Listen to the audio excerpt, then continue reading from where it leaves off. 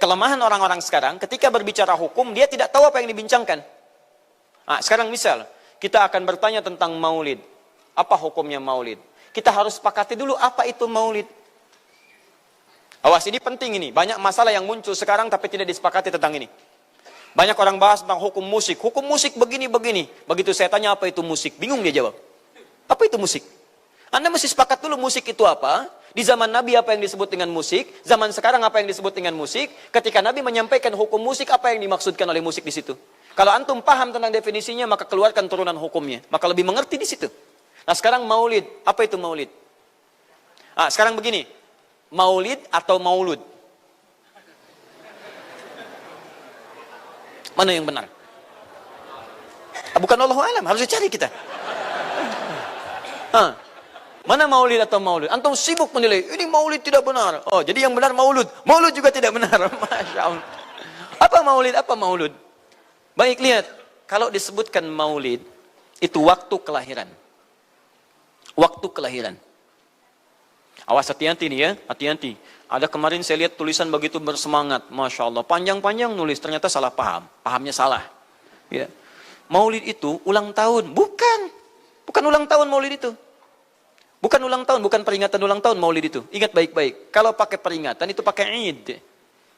Idul Milad. Ya, hari kelahiran, peringatan hari kelahiran, ulang tahun. Tapi kalau cuma maulid itu waktu kelahirannya. Awas, hati-hati ya. Hati-hati dalam memahami sesuatu. Kita masih detil dan jeli dalam memahaminya. Jadi kalau disebutkan maulid itu waktu kelahirannya.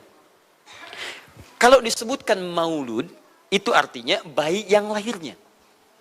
Bayinya yang dilahirkan. Nabinya. Kalau dalam konteks Nabi. Jadi kalau disandingkan dengan kalimat maulidun Nabi, artinya waktu lahirnya Nabi. Jelas ya?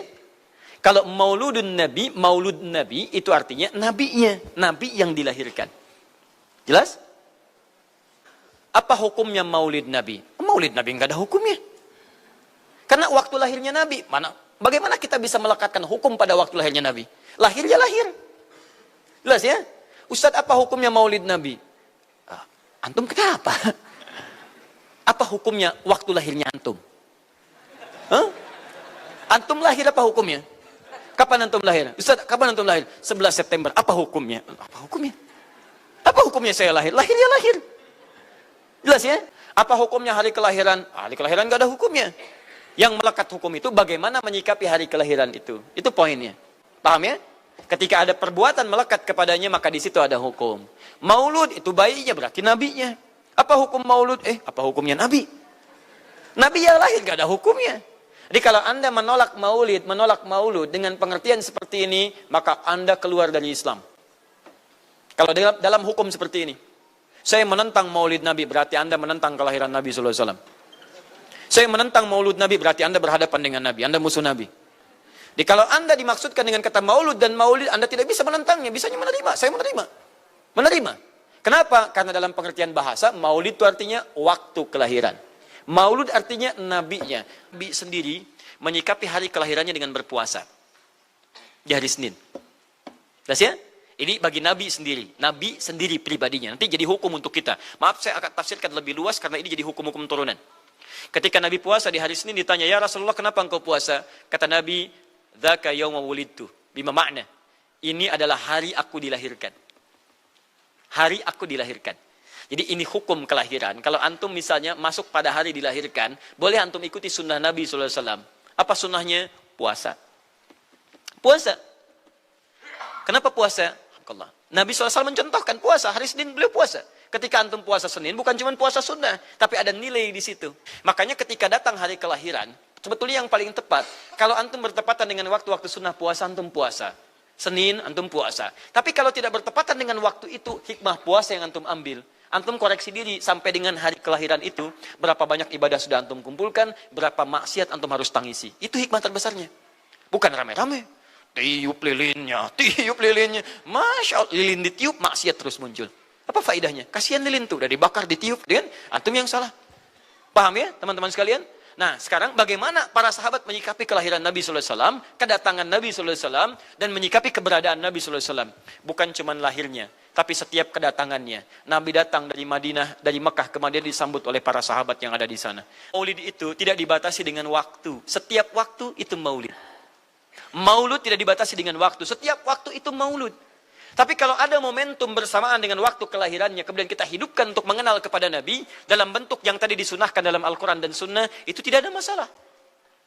Yang ada masalah itu adalah ketika menghadirkan hal-hal yang bertentangan dengan Al-Quran dan Sunnah Nabi SAW. Misal, mohon maaf, kerja di instansi, bertepatan dengan Maulid Nabi, kita adakan peringatan. Padahal antum cuma ingin mengeluarkan anggaran saja dari situ. Itu bid'ah. Bid'ah. Mengeluarkan anggaran, sekedar hanya ingin dapat anggaran untuk dalam momentum Maulid Nabi, itu yang bid'ah. Maulid bukan makan-makan. Jadi kalau antum mengadakan Maulid Nabi hanya sekedar untuk makan-makan, itu yang bid'ah. Tapi kalau antum ingin belajar menghadirkan momentum itu untuk mengisi ta'lim, jadi jangan langsung menilai bahwa setiap maulid itu bid'ah. Bukan. Kalau momentum itu ingin diisi dengan ta'lim, ingin memperkenalkan Nabi, ingin mengajarkan syariat-syariat Islam, maka itu tidak ada masalah. Jangan seketika, ini maulid bid'ah, Masya Allah. Antum tuh bid'ah dari kepala sampai kaki. Ya. Saya luar biasa kesal. Kadang ada orang bikin perbandingan begini. Maulid Nabi, maulid. Zaman Nabi tidak ada coret. Zaman sahabat tidak ada coret. Zaman tabi'in tidak ada coret. Zaman ini ada. Lalu diserupakan lah yang ikut-ikut ke sini. Antum kalau mengamalkan hukum seperti ini fatal. Zakat pakai beras. Zaman Nabi coret. Zaman sahabat coret. Ya, zaman tabi'in coret. Zaman ulama coret. Zaman antum ada bid'ah antum. Cara menyimpulkan hukum bukan seperti ini. Lihat turunannya, lihat dalilnya, lihat pemahamannya, lihat turunan-turunan fikihnya. Ya, bagaimana bisa zakat pakai beras ini jadi? Padahal contoh nggak ada, dalil nggak spesifik. Ayo coba temukan, Nabi zakat pakai beras, temukan. Kalau antum menemukan, Masya Allah, saya bermohon kepada Allah supaya Allah mempercepat hajinya antum dan masuk surga tanpa hisab. Tiap hari saya doakan. Tidak cukup dengan amin, cari dulu. Cari di setiap hadis Nabi zakat pakai beras.